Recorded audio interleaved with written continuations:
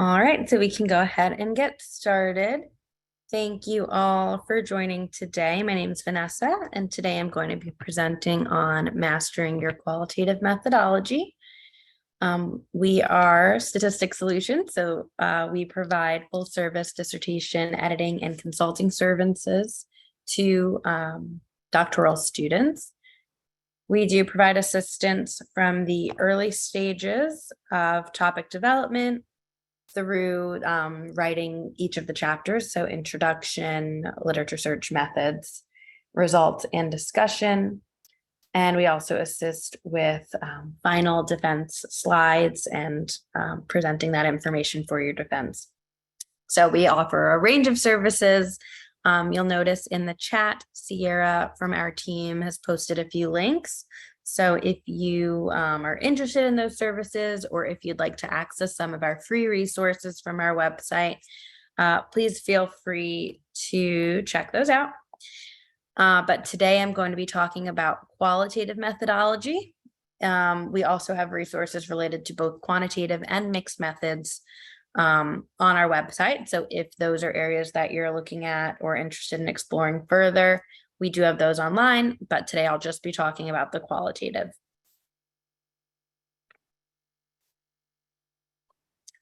So just to get us started, the components that you will typically see within the methodology section include the introduction, research design and rationale, role of the researcher, methodology, issues of trustworthiness, and the summary.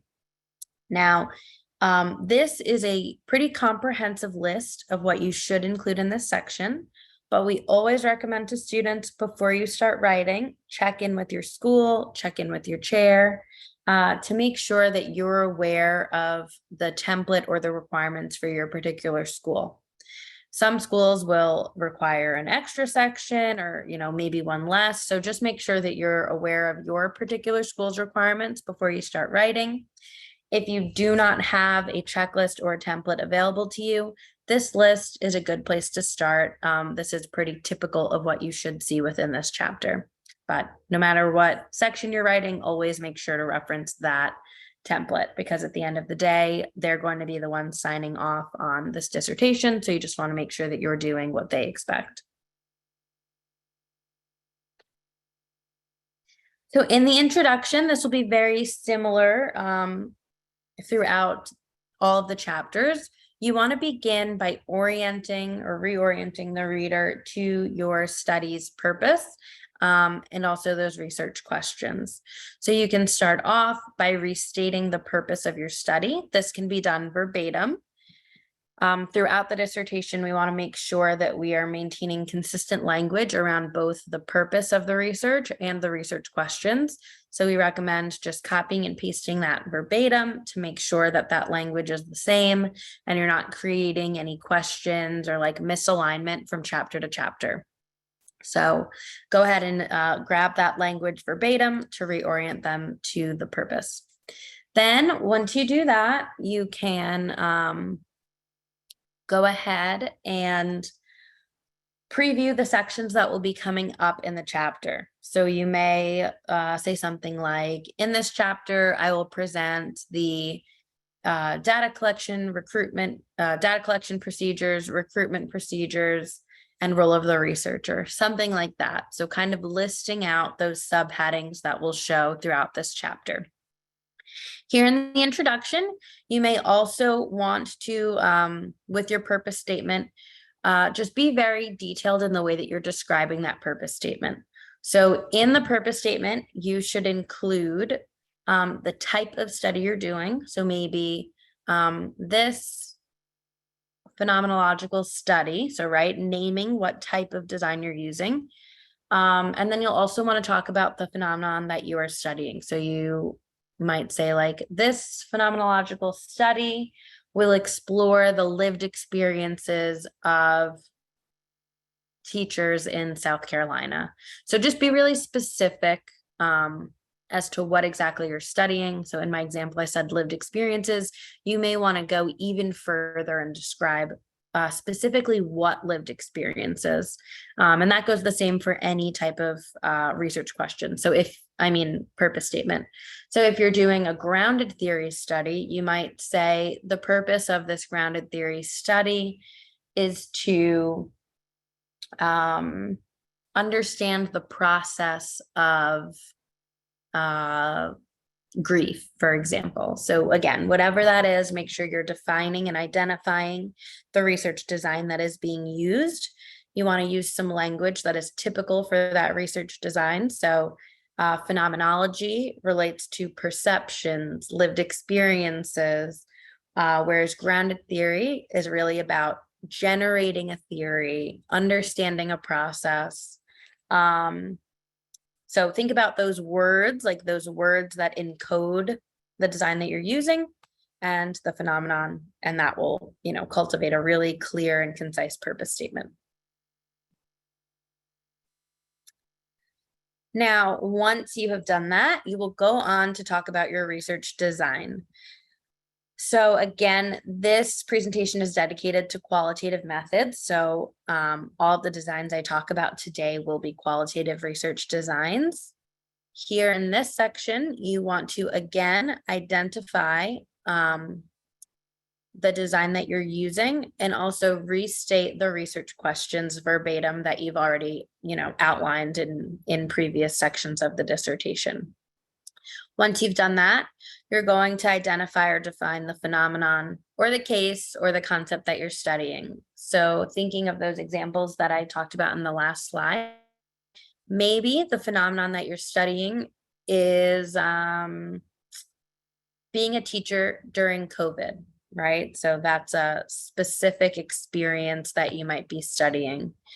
It could be that you are looking at cases. So maybe you want to talk about the experience of living through a hurricane, and the case under study is Hurricane Irma. So maybe that's the particular case. Or it could be that you're looking at a concept. So grief, if you are doing your grounded theory study and you want to understand the process that people go through when they're experiencing grief. Or you want to develop a theory about maybe stages of change related to a particular intervention. So you just want to talk about whatever that is, the what of what you're studying.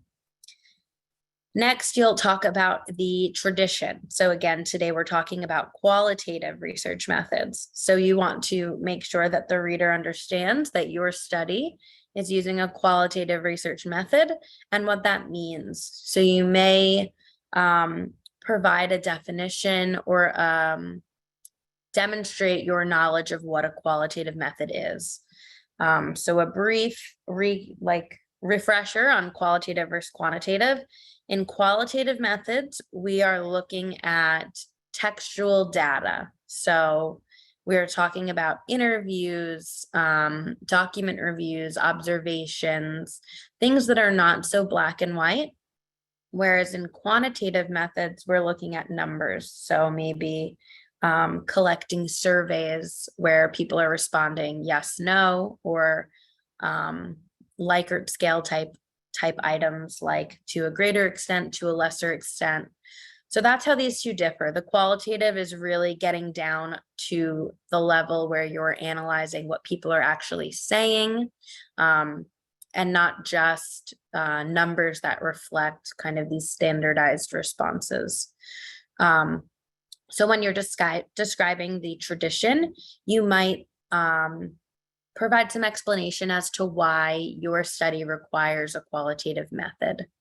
So for example, if your research, or actually I should say, your decision on both your method and your design should always be rooted in the research questions and the purpose of the research that you've established. So those two things, the purpose and the questions, should drive the selection. So if you are doing a study where you want to understand the perceptions of teachers teaching during COVID-19 or teaching remotely during COVID-19, something like that, That would be the rationale for why you need to do a qualitative study, because you want to understand the perceptions. Qualitative is best suited for that type of study, for that type of research question. So here's where you might provide some explanation about that. Other differences, in a quantitative method, you would have a hypothesis that you'd be testing, or maybe multiple, whereas in a qualitative study, there is no hypothesis testing, and typically no statistical analysis that's done for that. So those are some other reasons that you might say. Then once you do that, you'll go into talking about the particular design that you've selected. So there are a number of designs, and I'll talk about them today. But generally, when you are providing this justification, you want to demonstrate that you know and you are well-versed in the features of each design. So again, I'll go through each of those in the coming slides. But in addition to going through your knowledge of the particular design, like what is it for? What is the purpose of that design? How is it done? What type of data is collected? You may also want to give examples of designs that were not in alignment with your particular study. So if you are doing a phenomenological study, you might provide explanation as to why you're doing that. And then you might say alternative research designs were considered for this research or for this study. For example, we considered doing a grounded theory study, but we didn't because XYZ. So in doing both of those things, you'll be demonstrating your knowledge of your study and really showing that you kind of did your due diligence in designing this particular project. Okay, and then here's some of the things we've talked about. You all will receive copies of these slides, so some of this stuff is available for you to look back on. But generally, if you are considering using a qualitative design, these are the features that should be present in your study. So you should be collecting some sort of textual data. Again, that can be interviews, observations, focus groups, things like that. This type of design is going to help you understand the perspectives and the experiences of participants. So you're really hearing it from them, right? It's all based in their thoughts, their perceptions, and what they're sharing with you.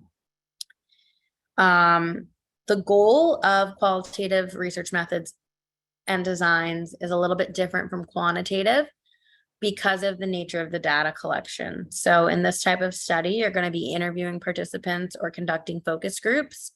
And for that reason, the sample size is generally smaller. You are going to be interviewing 12 participants or 20 participants, as opposed to administering a survey to, 500, 300 people. Because we have a smaller sample size in these types of studies, the results are not necessarily generalizable. And that's okay, because the goal here is not to generalize to a larger population, but really to understand the perceptions of these particular people, these particular participants. And then again, as I mentioned, we're not going to be testing any hypotheses here. We're just going to be reporting what has been found and what these participants are saying, and potentially any common themes or ideas or sentiments among the participants. And then in qualitative methods and designs, you don't really need to quantify your results. So when you are writing up your results later on, you don't need to say like 5 participants expressed this particular theme. Some people like to do that, but it's not necessary, right? This is not a quantitative study. So here we're really going to be talking about, what themes are rising to the level of kind of like prevalence, like what are a lot of people saying, what seems to be the root of what people are saying, but not necessarily how many. And the reason for that is you may have one participant who says something completely different from everybody else. And if that's the case, it's still valuable data, although it isn't like a shared experience, because in that case, those outliers are sharing, their own experience. And since it is qualitative, we want to take that into account as well. So here you don't really need to report numbers when you're talking about the results.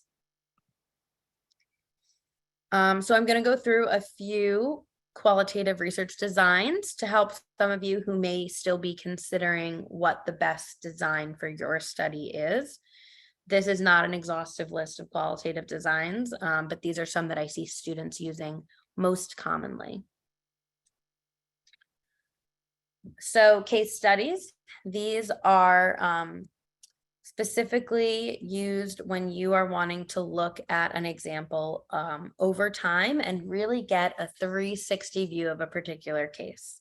So earlier I gave the example of Hurricane Irma as a case. In a case study of Hurricane Irma, you might interview various people who experienced that hurricane. So that would be a single case study.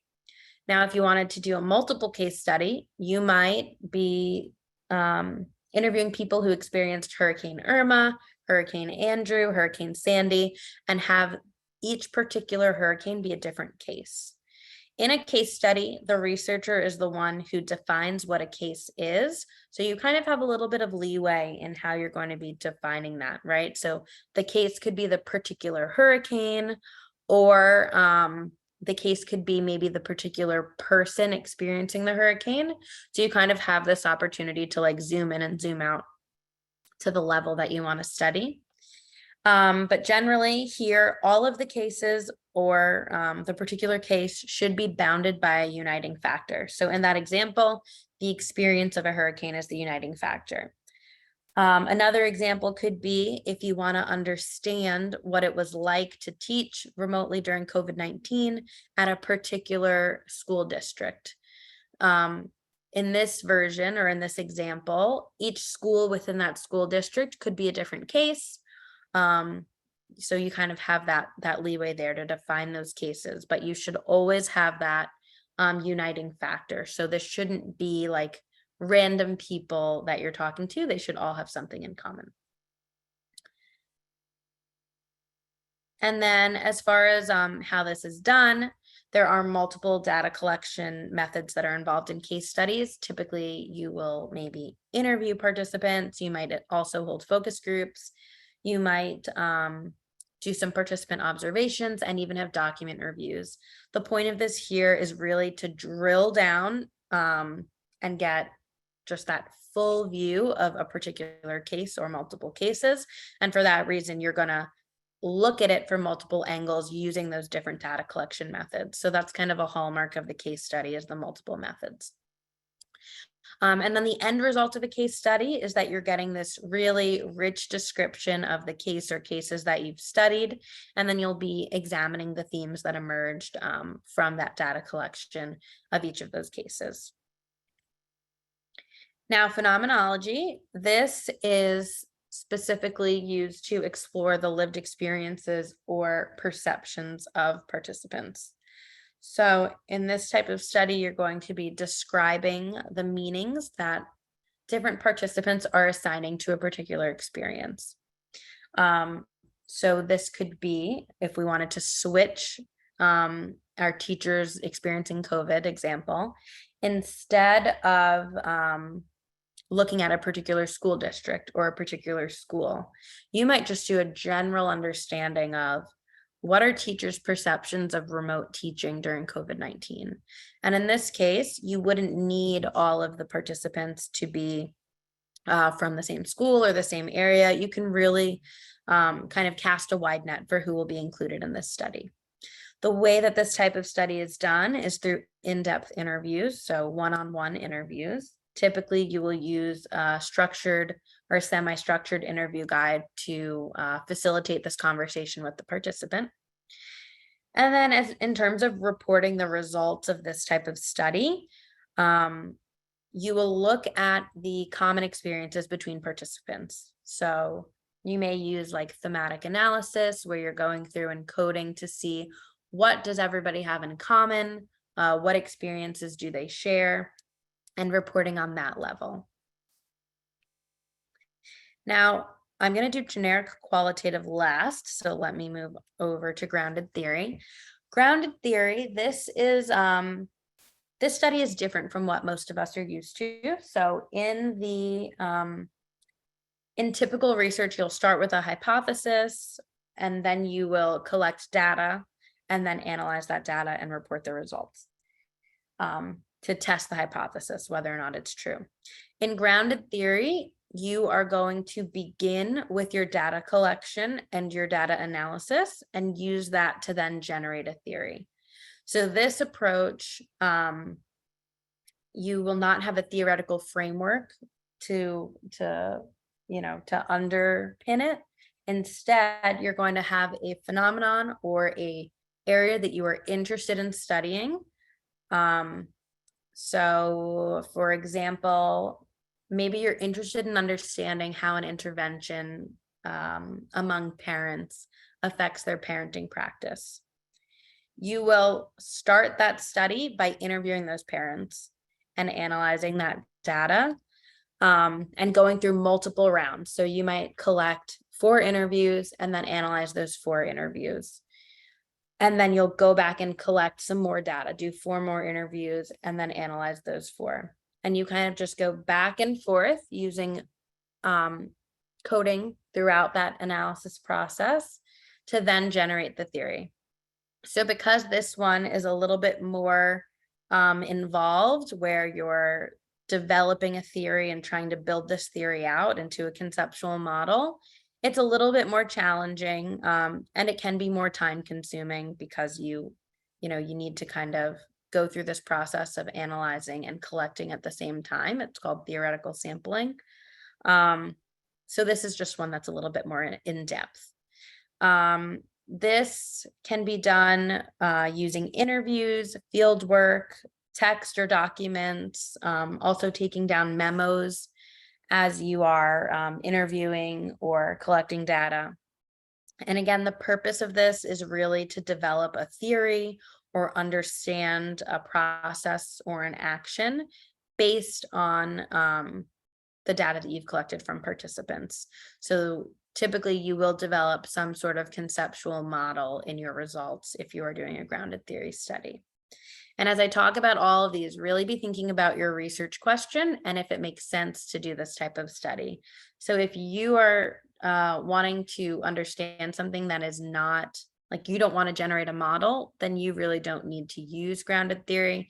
Another design may be better suited for you. But if you want to understand a process or a model, this is the one. Now, if you're thinking about grounded theory, it's also important to really check in the literature to make sure there's not already a theory for what you are considering studying. So I use stages of grief as an example. That's a process that was developed through a grounded theory study. If there is an existing theory or model for what you're interested in studying, one way that you may be able to add to the literature or continue is by doing your study in a subpopulation that wasn't represented in the data collection for the theory that's already been developed. So if there's already a theory, you're not totally out of the race. You just may need to think of a novel way to go about that theory or to develop that theory. Ethnography. This is specifically used to understand a problem or a phenomenon within a cultural or societal context. So this is another one that is a little bit more work intensive, I would say, or time intensive. So similar to grounded theory, because this type of study involves extended field work, participant observations, and also interviews. So you're not only the researcher in this case, but you're also participating and interacting with participants on a more regular level because you really want to be immersed in the culture in this type of study. Something that's interesting to note is that in terms of a cultural or societal context, ethnography does not need to be bound only to ethnic groups or racial groups. This can be really built into culture. So for example, there are different studies using this method related to individuals who misuse substances. So that's kind of the societal context that bounds those types of papers, as being within a culture that substance misuse is common. So here you can be creative and think about not only racial identities or ethnic identities, but subcultures that may exist in these larger contexts.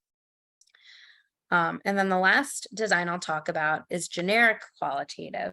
So if, as you're thinking about your research questions, you don't feel that your study fits squarely in any of these particular designs, or maybe any designs that you're reading about, then a generic qualitative design may be appropriate for you. So this is basically used when you're in that situation that your design does not like overtly feature any of the other designs that are out there. And rather than really understanding how people make sense of their experiences, you want to understand just what the experience is. So maybe we don't want to understand the perception of teaching during COVID-19. We just want to know, what was it like? What were the challenges? What were the barriers, or what are things that made it easier? But maybe not really understanding like how those participants felt about those elements. So this is where that may come into play. Here you can use a variety of data collection methods. So you can use interviews, questionnaires, surveys, and any of the other methods that are included in the other studies. And then in terms of looking for literature that can support the use of this type of method, I added a citation here on the screen. So Percy et al. 2015, that paper does a really good job of explaining why this type of design can stand on its own. So if you are looking for a way to justify the selection of this, that is a good resource for that. So once you have described your research method and design, next you will talk about your role as the researcher. So you could be an observer in the research, you could be a participant. There is literature that speaks to exactly what is involved in each of these roles, but here you'll just want to make it clear how you'll be participating in the research. You'll also want to talk about any potential conflicts of interest or power dynamics that exist between you and the participants. So for example, if you're doing, I keep using this teacher example, but it just works for so many things. So if you are doing a study of teachers and maybe you're a principal or you're a school administrator and you're going to be collecting data at your school, that's important to disclose, right? We want to be very transparent in any potential biases or any situations that may occur as a result of your position in the study. And the purpose of this is to outline your role, but also to make sure that you're thinking through how you might mitigate these issues. So if you are collecting data where you work, how are you going to ensure that participants are comfortable to speak freely and that they feel that they won't be, there will be no consequences of their participation. So this is important both from an IRB standpoint, right? Like we want to make sure that we're protecting participants and preserving their anonymity and confidentiality. But this is also important from a researcher standpoint, because if participants do not feel comfortable to speak with you, or if there's a situation that that may taint that type of interaction, then the results of the study will not will be skewed, right? They're not speaking freely, they're not speaking openly. The results will only be as good as the level of freedom that participants are able to talk with you as the researcher. So this is kind of like twofold. You want to think about it for yourself in the study and think about it for your IRB as well. So here, just carefully think through any potential biases that might exist, and also think about any other ethical issues that could arise as a result of your participation or the specific individuals that you're recruiting to be in your study. So once you get through all of that, you're going to get into the meat and potatoes of your methodology. So the first thing you'll talk about is the participants. Here, it's important to make a distinction between population and sample. So remember that the population is the large group that you are hoping to make inferences about. And then the sample is the group that participates in your study. So I'll do a different example, give you guys a break from teachers. Let's say you wanted to conduct a study to understand the perceptions of pregnant women giving birth in the United States. Quick pop quiz based on that purpose statement. So we want to understand the perceptions of pregnant women giving birth in the United States. What type of research design do you think that might be? Pop it in the chat if you're brave, but I'll continue and review those later. So if that is your research question, then the population that you're studying is pregnant women, but the sample that you're able to recruit, you most likely will not be able to interview every pregnant woman in the US. Let's see here. Right, Amanda, phenomenology. That's correct. So that would be a phenomenological study. So you probably would not be able to recruit every woman in the US for an interview. That's completely not feasible. So instead, the sample is going to be the women that participate in your study. So that may be 15 women at your local hospital. So here in this section, you want to clearly define both the population and the sample. Next, you'll want to talk about your sampling strategy. So how are you going to be selecting your participants? Will you be using non-random sampling, purposive sampling? Thinking through what that is and how you're going to do it. So purposive sampling is what's commonly used in these types of studies. What that means is we are including participants who meet certain criteria, like predetermined criteria. So in my example of the study of pregnant women, I'm specifically going to be sampling women who are pregnant. That's like the baseline criteria for the study. And then there might be additional inclusion or exclusion criteria. So that is something to be aware of as well, that purposive sampling that you might be using. And then once you do that, you'll talk about the inclusion or exclusion criteria. So what are the particular characteristics that people need to meet in order to be in your study? So aside from that overarching characteristic, in my case, it was that they had to be pregnant. Is there anything else? So maybe they need to be over the age of 18.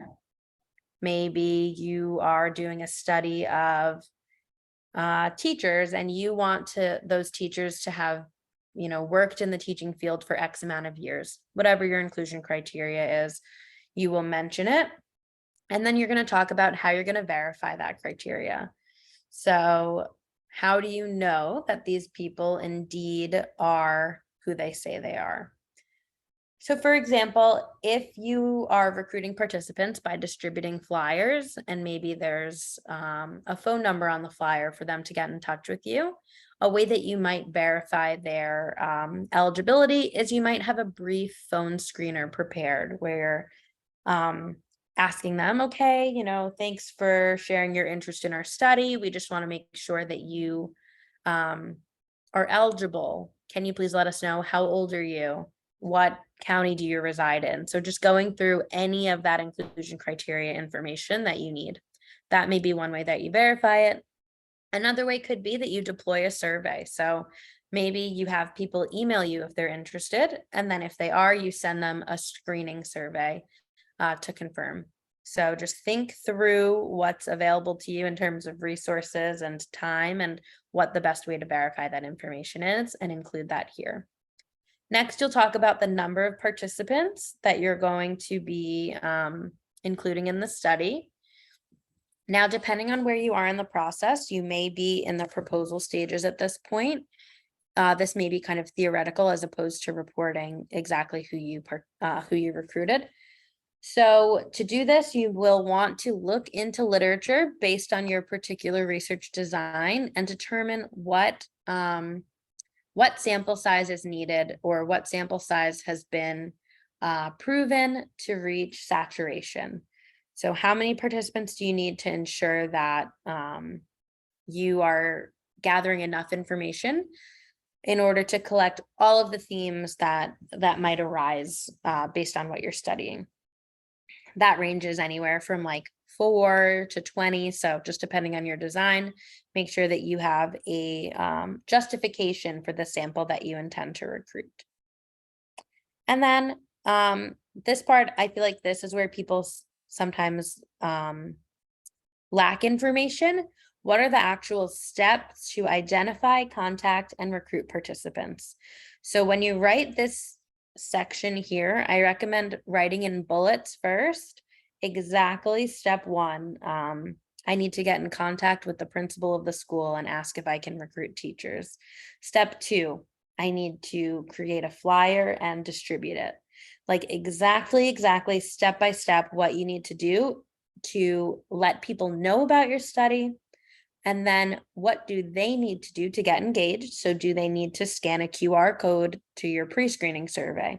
Do they need to call you? Do they need to email you? That step. And then after that, that verification process that we talked about. So how are you verifying? And then you'll go into informed consent. So write this out in bullets. And then once you've got that down, you can start to build a narrative around it. After you talk about all of that data collection, you'll talk about the actual instrument that you're going to be using. I'm sorry, participation, not data collection. So after you talk about the participation and recruitment, you'll talk about the instrument that you're going to use for data collection. So typically, this was going to be an interview protocol that will be used based on the research questions that you have already determined, or the study purpose that you've already determined. So these are, this interview protocol is separate from your research questions. This is going to be a longer list of questions that you're going to use to answer those research questions. When you are putting this interview protocol together, a few things that you should include are a space to write information about the participant. So you may want to include like the date, the time, the participant ID or pseudonym. You'll also want to include some spaces so you can take notes if you're doing it by hand. And then important to note here is that these questions should be written in an open-ended fashion. So, you don't want to get into an interview and ask a question and the participant just says yes or no, because then from there, you really will not have a lot of data to analyze. So you want to make sure that these are questions that they can provide substantial responses to. And also substantial responses. And then you also want to have probes available. So let's say I'm asking about the experience of giving birth in the US. I might say, what might I say? What was your relationship like with your with the physician who delivered your child? And then they'll provide an answer. So that question is better than saying, did you have a good experience, or did you like your physician? We want to give some questions that are going to elicit a lot of information. And then a probe might be, if they said no, tell me more about why you didn't, or if they said the relationship was bad, tell me more about why the relationship was bad. So just have some of those probes ready. Okay, so that is one thing to consider, your interviewer focus group protocol. And then you also, if you're going to be doing a document review, want to consider how you're going to verify that the documents that you're reviewing are appropriate and accurate for this study. So maybe you're going to review hospital records or maybe something like that. How do you know that those are hospital records? Are they publicly available? Did you need to request permission for those hospital records? Just describe that here so that we know, these aren't just like something you found online and, they really are going to answer the research questions. It's the appropriate data for that. I see a question in the chat, so I'm going to pause to answer it. Okay, so one question we have is, will we get a copy of the slides? Yes, you will, and the recording. And then another question we have, okay, so if someone else is collecting the data for me, how do you determine data saturation before data analysis? So typically you will want to just have a sample size in mind, and this may change. So you might start out saying, okay, based on the literature, I need to collect 12 qualitative interviews from 12 different participants. Now, when you get into the analysis process, you should keep track of how many new codes are emerging after each transcript, because that's going to tell you if you've reached saturation. So codes and themes that are emerging. So if after you analyze 12 transcripts, or let's say 10, let's say after you analyze 10 transcripts, typically in the 11th and 12th, the data is going to be very similar. You typically aren't going to find very new things. It's pretty much probably all come up in the previous 10. But let's say maybe after 12, you have a new finding. That may be an indication that you should go out and interview another person just to see if at that point you've reached saturation. So I recommend tracking this like in an Excel sheet.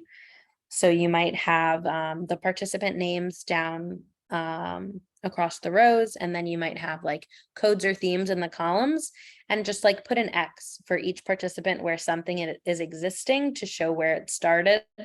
And that'll give you an idea of like where are new ideas coming up, which participants are sharing a new experience that I haven't touched on yet. Okay. All right, so then after you've talked about the instrumentation, you will just want to provide some extra details on the data collection process. So specifically, you'll want to talk about who you are collecting the data from, where it's going to be stored, how often you're collecting that data, how long it takes to collect it, and then how you're recording it. So for example, as far as where the data is going to be collected, you may be talking about virtual versus in person. So you could be doing these interviews via Zoom, or maybe you're collecting them in person at the school where the teachers work, these theoretical teachers that I keep talking about. And then who's going to be collecting the data? Is that going to be yourself? Are you going to be interviewing the participants? Do you have a research assistant? Is there a team that's working under you? Whoever that is, go ahead and add that into this chapter here. And then you'll want to talk about the frequency and duration. So is it a one-time interview, or are you conducting multiple interviews over time? Whatever's most appropriate for your study, just describe what that process is. And you also want to anticipate how long the interview will take.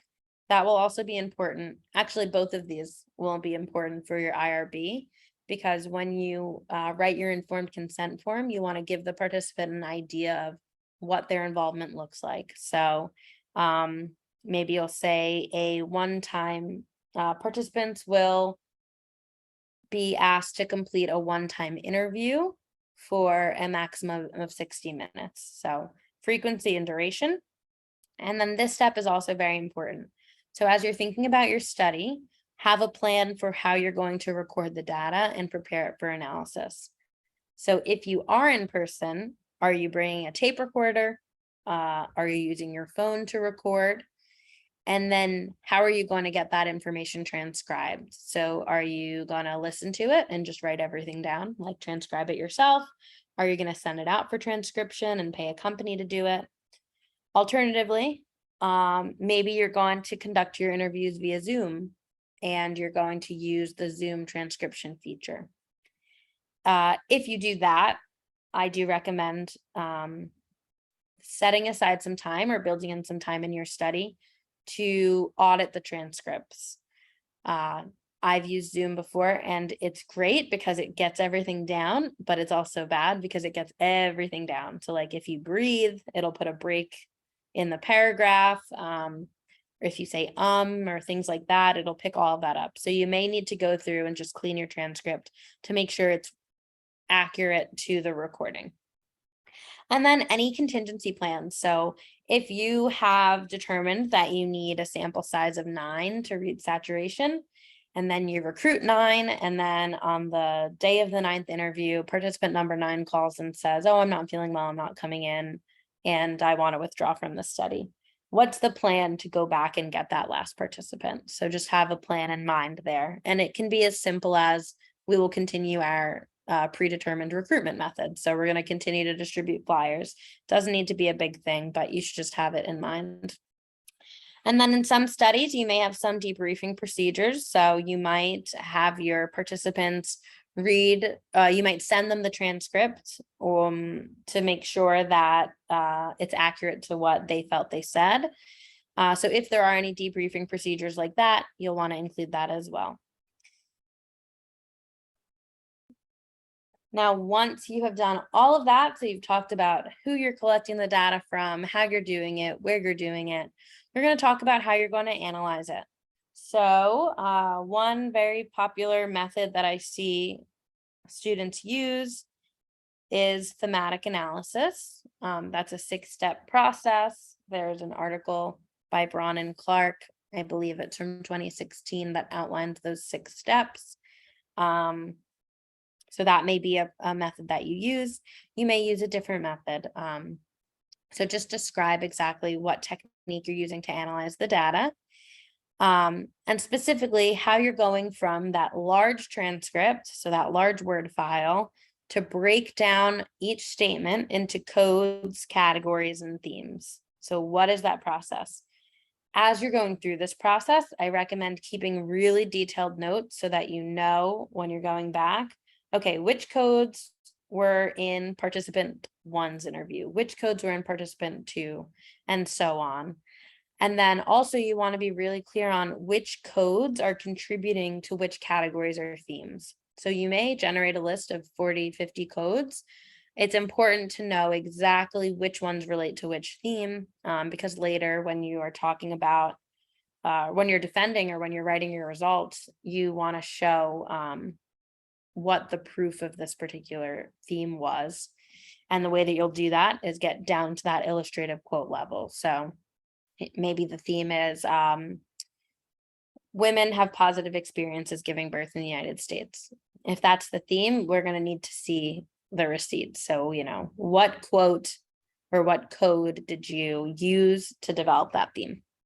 One thing that may help you in organizing all of this is using some type of software for your analysis.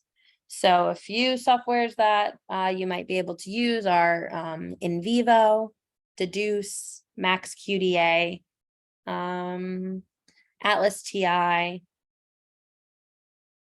I think those are some of the big ones. We do have a blog post on our website about qualitative software, so check that out. But it helps you organize at the code level, at the theme level, and it just makes it very easy to kind of see across all of the data, not just within one transcript. So name the software that you're using if you're using it, and then also talk about how you're going to handle any discrepant cases. So earlier I talked about one participant who might have a totally different experience or totally different, descriptions than others. These are people that you can include in your results. Just have a plan for how you're going to discuss those outliers. I see another question in the chat, so let me take a look. Yes, it is important to be specific about how your data is kept, specifically for your IRB, and for, I think I'm going to talk about this later on in the next coming slides, but you want to be clear that it's being kept in a way that's preserving the confidentiality and the anonymity of your participants. So you want to be specific, but it doesn't need to be long. It could be as simple as all transcripts related to participants will be de-identified, so we're not including their names, and they will be saved on a password protected file on the researcher's computer. Like something like that is sufficient, or in a file cabinet under lock and key. So next, you'll want to talk about the trustworthiness of your study. So typically that means you're going to talk about the credibility, the transferability, dependability, and confirmability. And this is essentially talking about whether or not your study is accurately representing the participants. So some ways that you might establish these tenets are to do those debriefing processes, like sending the transcripts to participants, making sure it accurately portrays what they're saying. You may use bracketing to ensure that you're not like injecting researcher bias into your interpretation of the results. So there are a number of different methods that you might take on to do this. And here's where you'll talk about the particular methods that you're using. Another one is triangulating your data. So if you are doing like a case study, for example, where you're collecting interviews, focus groups, document reviews, looking across those three to see commonalities, that can be another way. Also important to note that for data triangulation, you don't need 3 data sources. 2 is sufficient. I don't know why that's the name, but you can use 2 data sources if that's all you have available to you. Next, you'll talk about the ethical procedures. So we've touched on this a bit. The important pieces here are any permission the data or recruit the participants. So if you're recruiting at a school, you may need to talk to the principal or superintendent. There was a study that I worked on that we interviewed people who lived in a homeless shelter. We needed to get permission from the homeless shelter to recruit there. So any permissions that you need, talk about those in addition to the IRB approval needed for your school. Next, you'll want to talk about any ethical considerations that were taken during recruitment and data collection. So for example, if you are doing a study that touches on a topic that may be heavy or maybe difficult for people to talk about. So for example, the study related to homelessness, that can be a challenging topic, and it might bring up emotions and feelings in participants that that maybe they wouldn't really need to confront if they weren't participating in the study. So you might consider providing them with resources or phone numbers, or even having someone on site to help them through that if it comes up. So these are just some things to consider. And then again, treatment of data. So are you de-identifying the transcripts? So you're taking participants' names off. Maybe instead of names, you're using pseudonyms. So you're just changing their name, or you're using ID numbers. Talk about that here, and then how you're going to secure the data. So it could be saved on your computer. It could be saved in a file cabinet under lock and key. We want to know here who has access to it. So is it just you who's accessing the data, or do you have a team? And how are you ensuring that this data is not being, for example, if you are saving it online, what are the procedures that you have in place to make sure that, you know, your research assistant isn't at Starbucks reading the transcript and people can see that? So just kind of think through some of these things here. And then after what period of time will you be getting rid of the data? You'll just want to define a time frame for that as well. And then once you've done all of these things, you will provide a summary of the main points of each of those sections. So again, this is going to be based in that problem, purpose, and research questions. In this particular summary, you really want to demonstrate that the process for the study is strong. You have a strong foundation and standard operating procedure for recruitment and data collection. And you want to demonstrate that the particular design and method that you're using is most appropriate to answer your research questions and address the study's purpose. And then you'll provide a brief transition to the next chapter. So you may say something like, in the following chapter, I will present the results of this data collection.